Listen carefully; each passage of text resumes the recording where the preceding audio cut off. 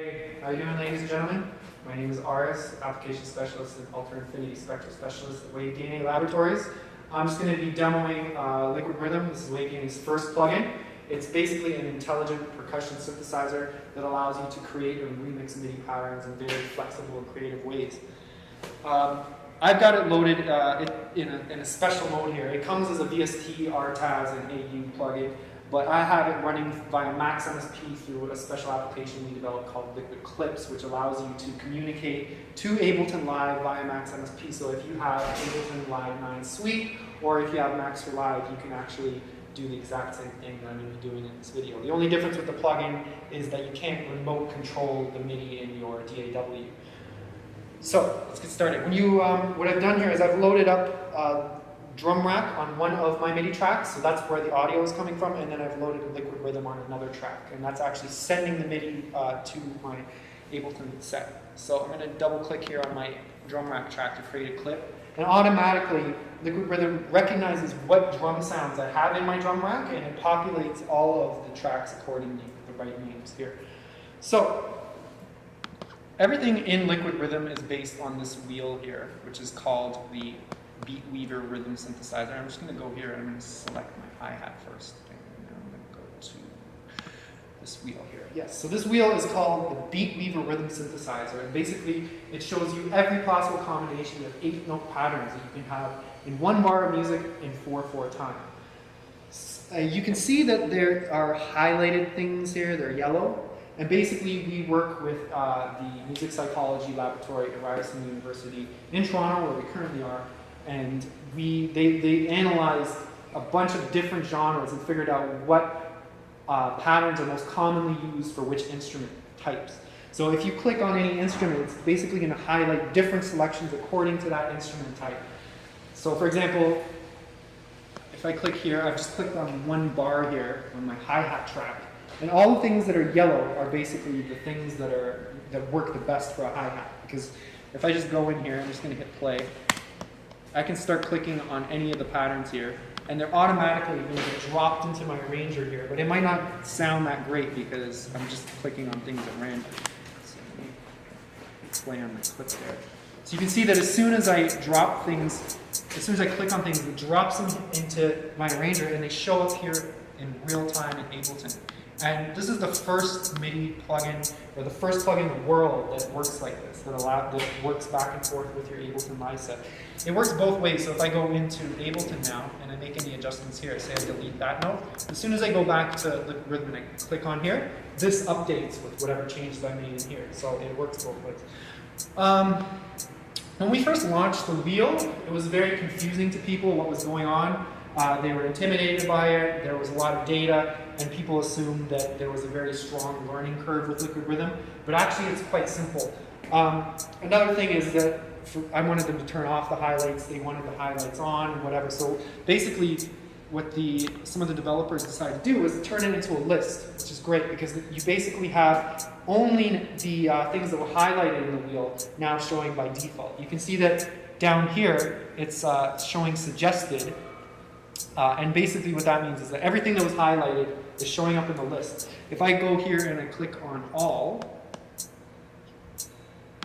now I have all 256 patterns that were in the wheel. But I'm going to go back to suggested, and basically what it's going to do is it's going to tell me which patterns work with the hi-hat. So the first one is just straight 8 notes for my hi-hat, and that is the most commonly used hi-hat pattern in the music that we analyze. So now I have a basic hi-hat pattern. I can go down to my kick track and I can do the same thing. I'm just going to click on a kick drum pattern, and I automatically have a kick drum pattern that works with the kick. And I'm going to go to my snare track now, and I got my snare in the 2 and the 4 again based on the snare pattern. So now I have a very basic beat built, and this beat could have been from anywhere. I mean, obviously you can create beats here the way that I did, but you can also use a beat pad and create beats in Ableton, and then click on the MIDI clip so it shows up in Liquid Rhythm. Or you could import beats into Ableton from any other machine or MPC or anything that you've used. And as long as the mapping follows general MIDI mapping, all the instruments will play back, all the notes will play back the correct instruments. So let's say you made this beat with some other device and you import it into here. The version that I'm using now that works through Max MSP, because it reads Ableton clips, it's easiest to just drop the clip into your Ableton set. If you're using the plugin version, there's actually, if you go into the file menu, there's actually an import MIDI function, so you can import your MIDI directly into Liquid Rhythm that way as well. So I'm just going to select everything, and I'm just going to duplicate it over and turn it into a 2-bar loop. And again, say you made this in some other on some other platform, and you like this loop. It's a nice sounding basic idea, but you don't really know where you want to go with it, or you have a bunch of leftover MIDI files from other projects, and you don't want to have to keep starting projects all over again every time you make a song. Now you can basically repurpose and rework all of your existing drum patterns and create something new with those. So that's what I'm going to do. Right now, because I've only been picking from the list of 8-note patterns, the beat is pretty basic. It's all based on 8 notes. And the way that the system works is it looks at where you have 8 notes and subdivides that into finer resolutions. And we have all of the basic subdivisions that you would find in music theory, standard music theory, such as 16th notes, 32nd notes, and triplets, and so on. And then there's also all these exotic subdivisions, such as subdividing an 8th note into 1/2 into 2 and 1/2 into 3, and you can get a lot of really interesting results working with those. If I go up here to where it says beat form palette and I select all, it's basically going to show all of the different ways that I can subdivide an 8th note according to our system. If I go back here to the Beat Weaver Rhythm Synthesizer and click over here, there's a separate wheel. And basically this wheel is the exact same thing that you see in the list, but in a wheel form. So I'm going to go back to my list here. And anything that I want to apply to my beat here, all I have to do is just drag and drop the subdivisions here into the list and then select something in the list. The list is automatically populated with a bunch of results, so I'm actually going to just, for the sake of argument here, I've just deleted a row, and say I wanted to add 16th notes into my pattern. Basically, I would pick the note here that subdivides an 8th note into 2, and that's going to give me 16th notes. So I just drag that into my list. And so I'm just going to really quickly explain what's going on here in my bar of music so that you can understand exactly what you're looking at. The black diamonds here, these are your MIDI notes. Above that, the staffs, that is the velocity for each MIDI note. And then underneath, all the color information that you see is basically the accent pattern for that bar. And it is based on music theory, and it actually tells you where your first to your 8 strongest beats are in your bar. And you can rearrange the accent pattern, but right now, before I get into that, I'm going to apply 16th notes to my 8th notes by subdividing them into 2. So all I have to do is click on this row here where I've selected 16th notes, and it's automatically going to turn whatever I have selected here into 16th notes. It also functions as a step sequencer, so I can go in here and I can select different things in the positions here, or I can disable positions, and basically now I have a new pattern that I've created.